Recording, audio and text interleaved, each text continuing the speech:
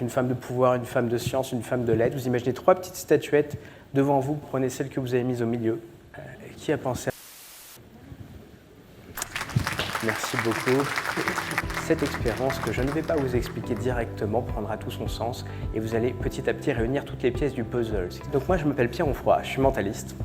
Alors qu'est-ce que c'est qu'un mentaliste? C'est un illusionniste qui fait la démonstration des capacités du cerveau, de manière réelle ou simulée. Ça fait 15 ans que je fais du spectacle et une grande partie du succès de mes expériences repose sur l'utilisation des biais cognitifs. Alors la première question, êtes-vous bon? Vous êtes d'accord qu'on a un problème statistique?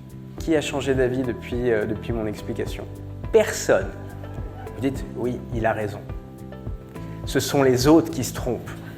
Imaginez un dessin dans votre esprit. Est-ce que tout le monde a un dessin en tête?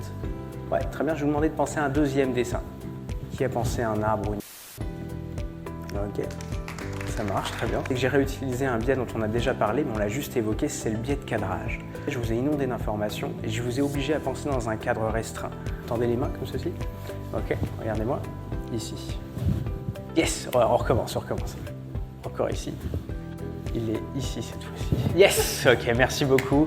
J'ai utilisé un biais de simple exposition. J'utilise simplement une solution en fait, qui est parue absolument invisible parce que j'ai mis en place toutes ces précautions. Un petit mot en guise de conclusion. On peut beaucoup plus facilement se remettre en question si on connaît les biais. Et du coup, c'est beaucoup plus facile de réviser son jugement. Je pense que le principal intérêt de connaître les biais cognitifs, c'est celui-là. Et c'est pas du tout négligeable, surtout dans le monde professionnel.